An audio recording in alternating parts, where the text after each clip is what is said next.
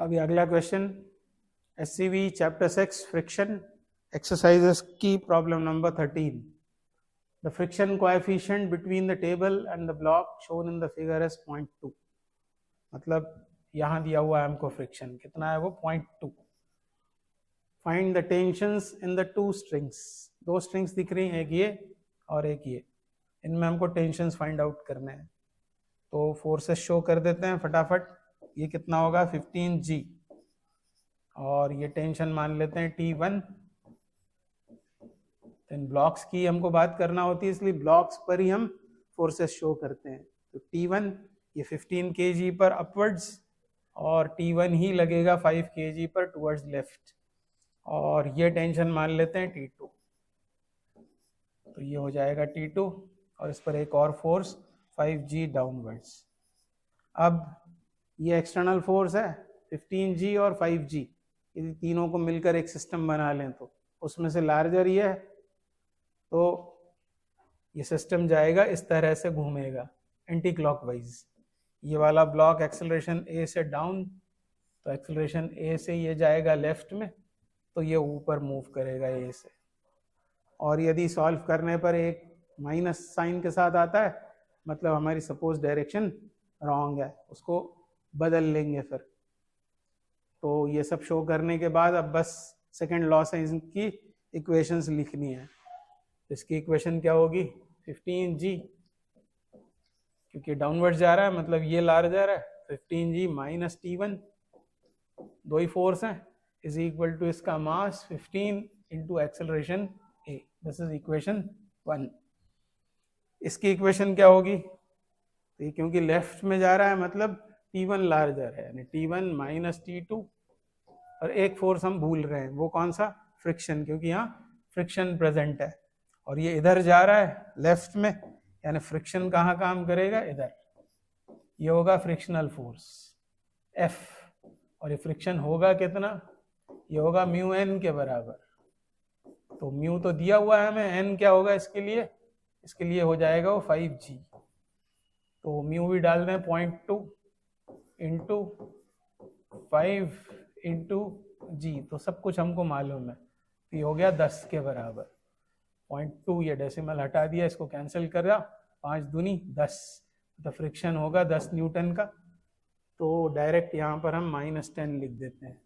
ये friction is equal to mass into acceleration. ये net force आया और नेट फोर्स बराबर मास इंटू उसका एक्सेलरेशन. ये इक्वेशन 2 इस ब्लॉक के लिए.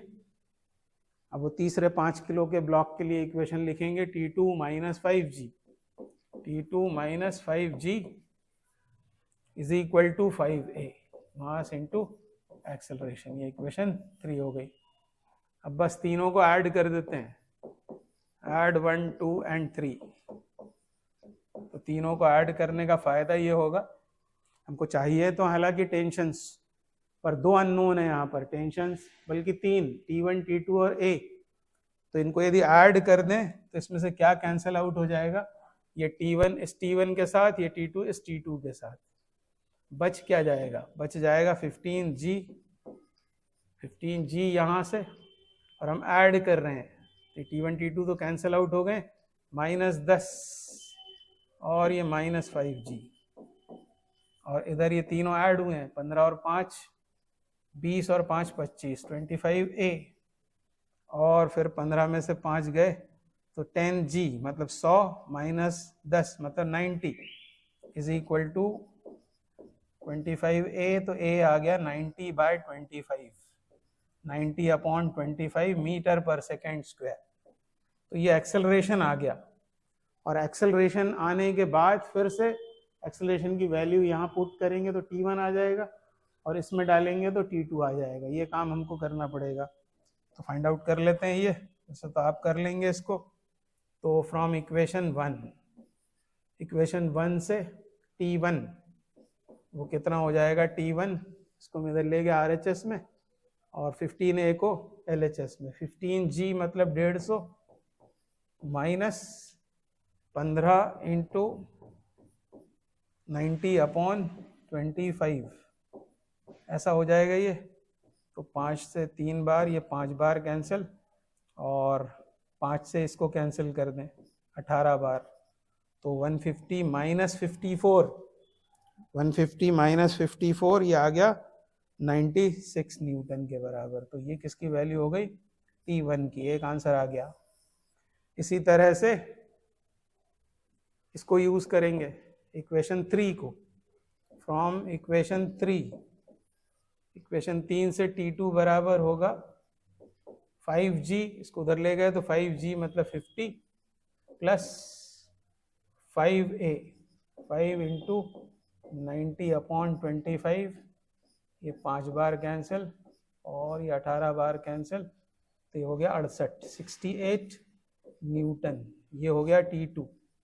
T2 comes out 68 and T1 is 96 Newton. ये इस क्वेश्चन के आंसर्स हो गए।